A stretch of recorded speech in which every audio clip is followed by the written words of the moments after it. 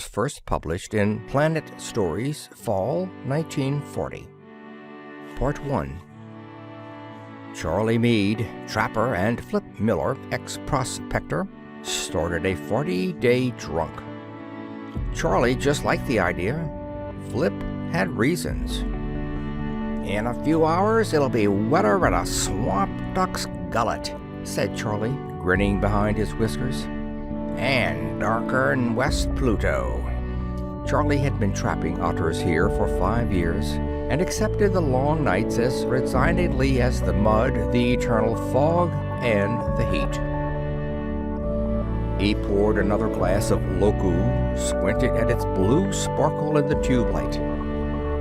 The gray mists swirled through the open door and the raw wind whistled through the rusty holes in the wall. Flip leaned back against the bundles of fur and held up 4 fingers. "To hell with the following," he counted. "IMC, radios, fuel tanks, and this soggy planet of yours, Venus." Noted for his wild goose chases and wilder ideas, Flip Miller was always running into trouble. In fact, it was just 2 months ago that the Space Patrol found him marooned in Pallas. He had 1 pint of air left when they found him. Said he fell out of his plane while looking for diamonds. The patrol took him to Mars. There he immediately got in a poker game and made a fortune, and immediately got in another and lost it all. That is, except a doubtful map of a Venusian zonite mine, which nobody else would accept as stakes, which was his reason for being here, if Flip ever needed a sane reason for being anywhere. For once, however, his screwball ventures panned out. "And I've been here all these years without knowing $1 billion was in my backyard," said Charlie, who considered the matter very funny.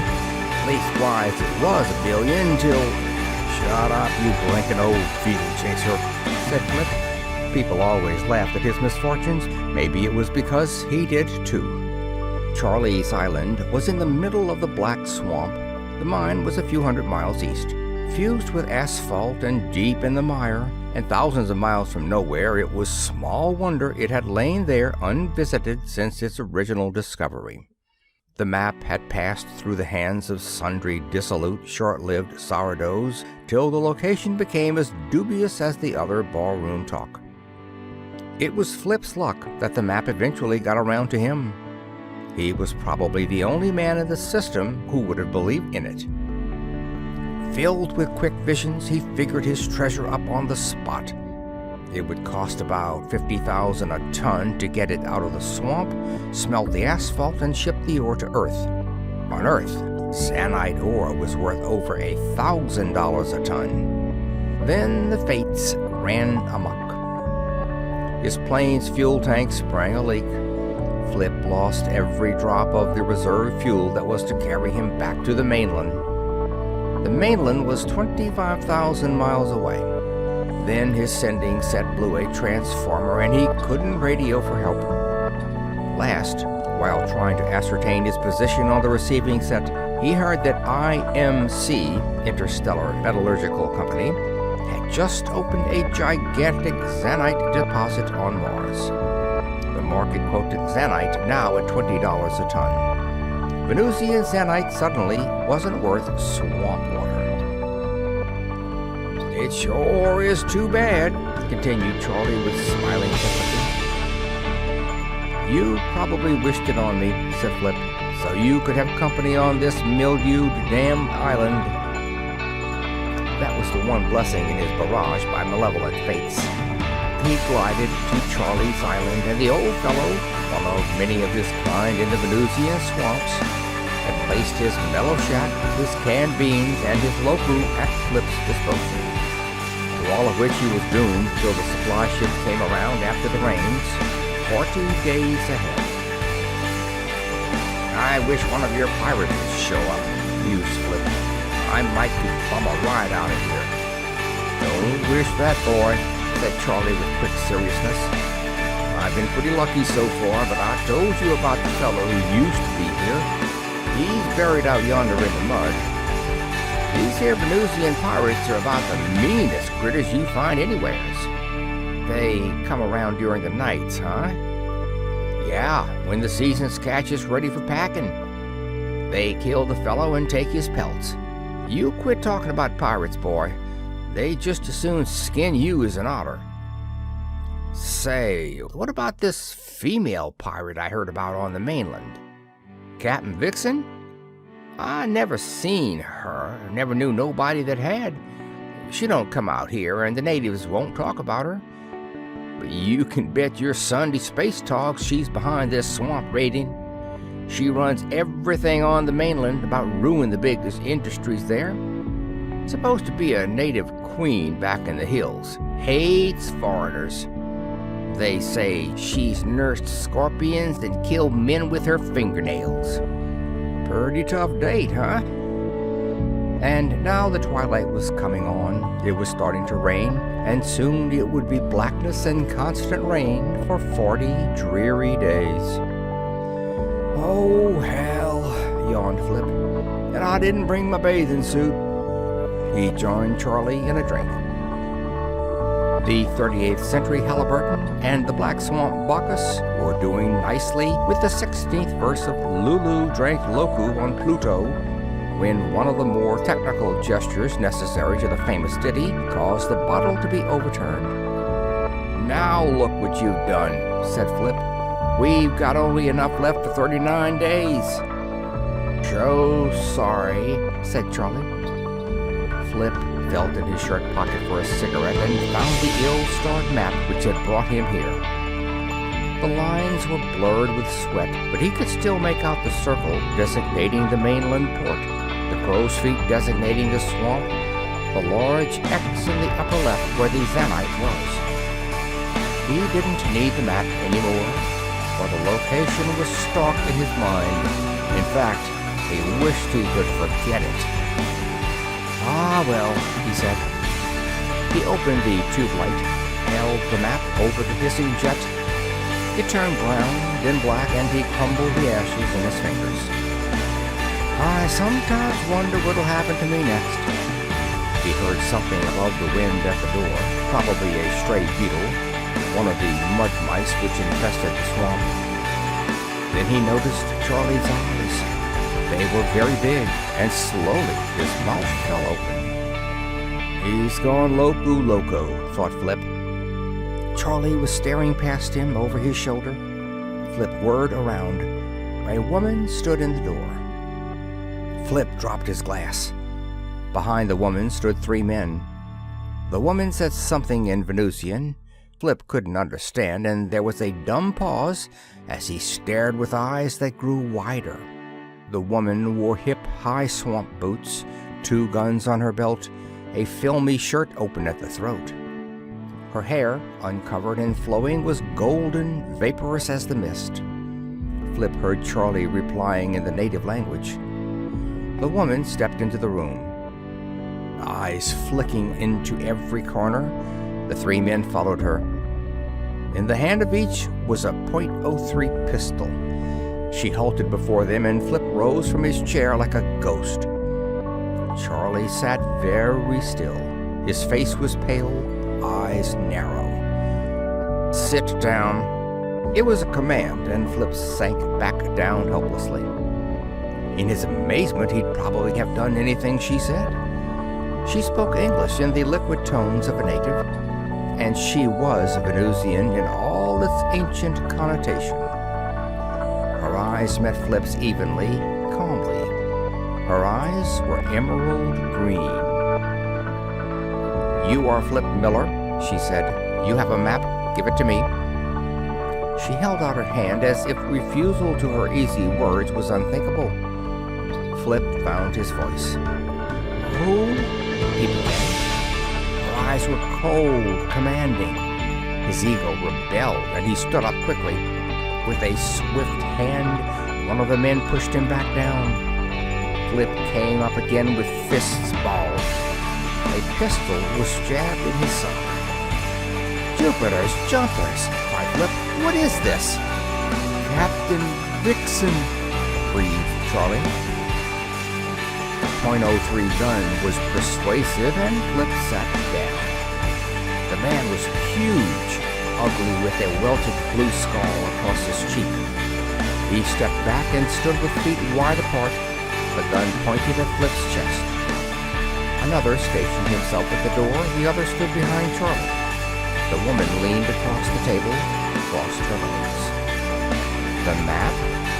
she said, and produced a cigarette. Bravado was the word for Flip, naturally or a la locu, and forgetting his anger, he struck a match for her. She ignored him, lit the cigarette herself. Without changing his expression, Flip thumped the burning match toward the man with the gun. "So you're Captain Vixen," he said, meeting her gaze. "Perhaps I should ask for your autograph." "I should brand it on your mouth, Earthman. But the map, please." She wasn't beautiful, thought Flip. Her eyes were too far apart, her lips too large, sensual, and her green eyes, her eyebrows long and slanting, her firm, lithe sleekness, they were more feline than feminine, which was dangerously feminine, thought Flip, and perhaps she was beautiful. "Captain Vixen, the legend does you an injustice," he observed.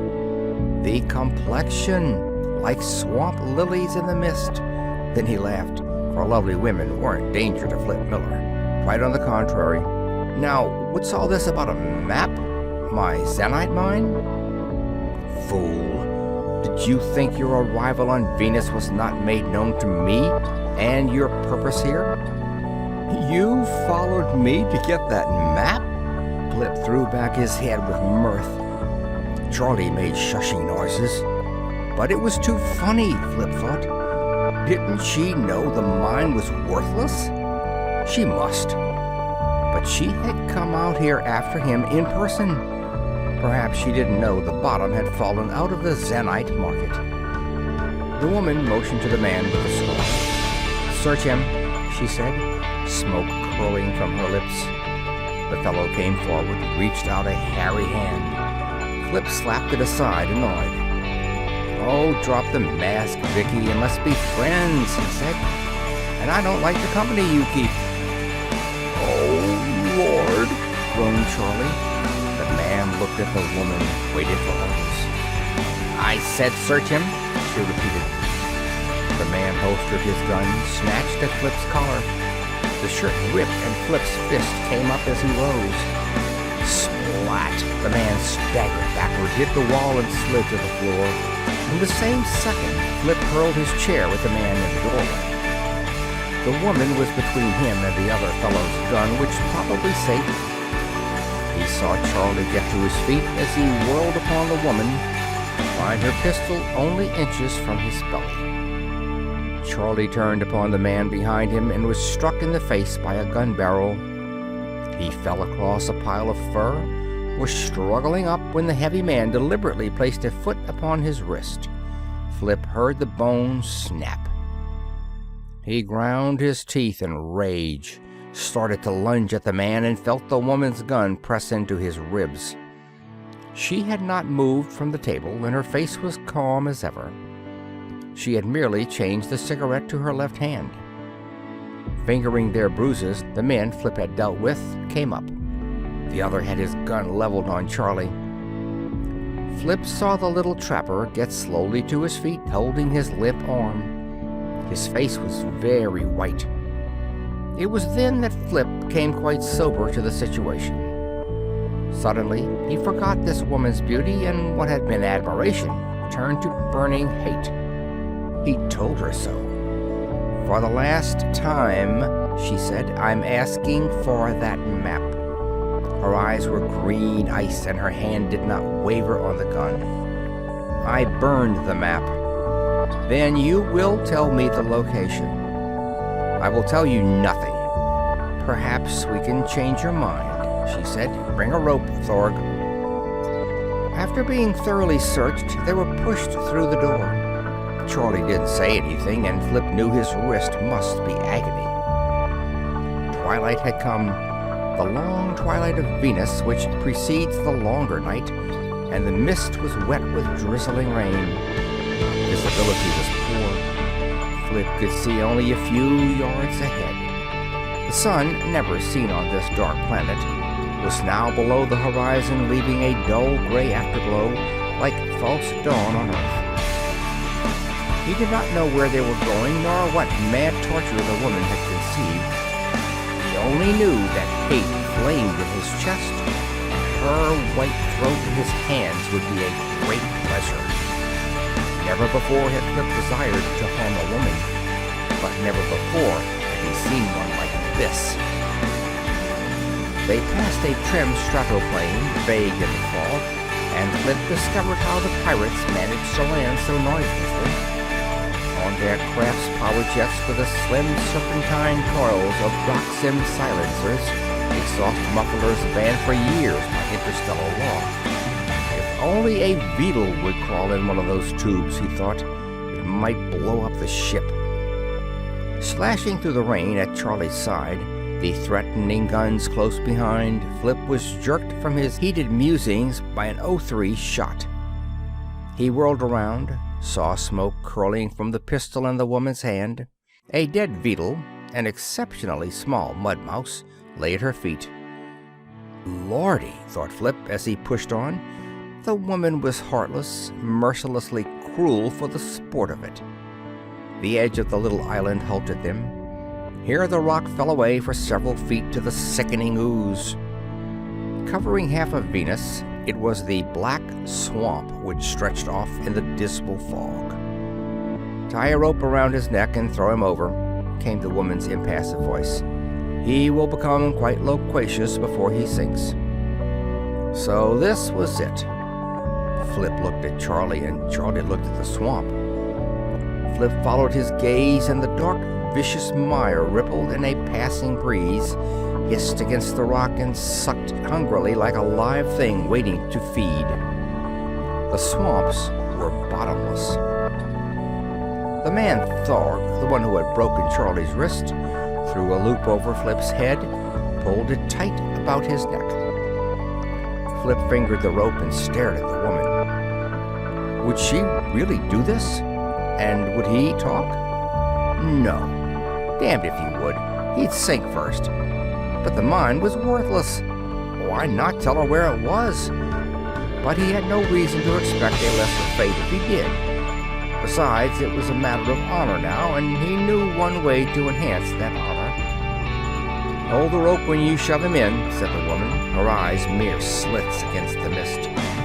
Let him sink slowly. The other two men had their guns trained upon Flip. He met Thor's beady eyes. Son of a beetle, Flip said in his face.